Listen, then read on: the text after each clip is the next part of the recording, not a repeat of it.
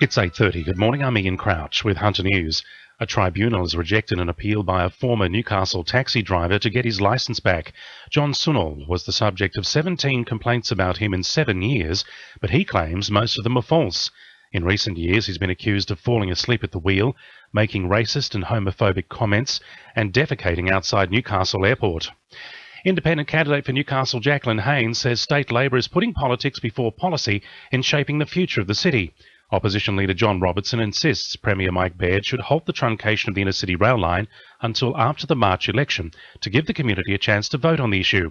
Jacqueline Haynes says it's a bit rich for the ALP leader to be getting on the no bandwagon when he presided over the original Wickham interchange plan under the previous Labor government. By making this request suggesting that there's something unseasoned behind it, he's also suggesting that there may have been something behind the ALP's decision as well.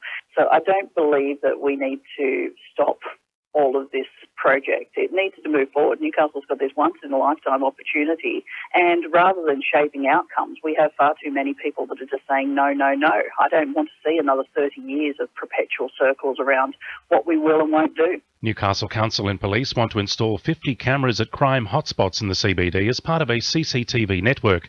Under the plans, the cameras will record movements 24/7 and will be monitored by specialist staff on Wednesday, Friday and Saturday nights in a bid to reduce violence. The federal government will be asked to fund the $1 million cost. Council's decision to fast-track the revitalisation of Newcastle's Bathers Way will see the project coming to a close sooner than expected.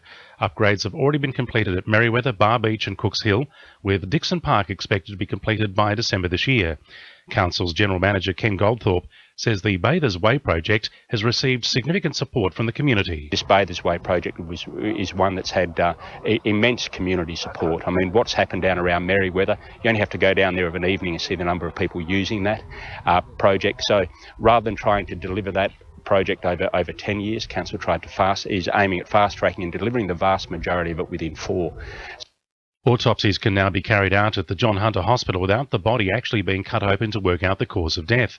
The Herald reports a new piece of machinery has been installed in the forensic department, which creates a 3D reconstruction of a person's body.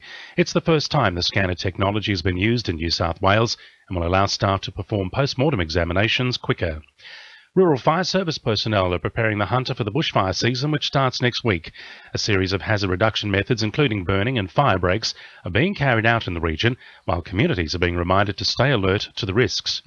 RFS Lower Hunter Zone Manager Jason McKellar says they're doing all they can to protect the region from the imminent hot months. We're doing as much as we can with these conditions, and whatever the conditions prevail, we will continue to burn and do mechanical hazard reduction. I think this year we're doing pretty well, and we're in not such a bad position. Now with sport, Madeline Seville. The Knights New South Wales Cup team will train this afternoon to make sure they're prepared for whatever the grand final throws at them this weekend. The battle against minor premiers, the Panthers, will kick off at Allianz Stadium this Sunday. Knights captain Matt Hilder has told Knights TV Newcastle are a strong team this year. There's no little cliques or anything, it's just the boys in one big group, so I think that's a good part of the reason why we're doing so well. Western's former coach Trevor Morris has been confirmed to return to the position for the 2015 season.